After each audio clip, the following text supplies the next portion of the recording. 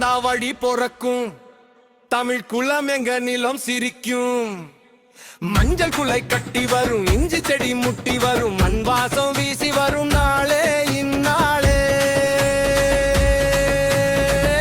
இது எங்க தமிழ் திருநாளே.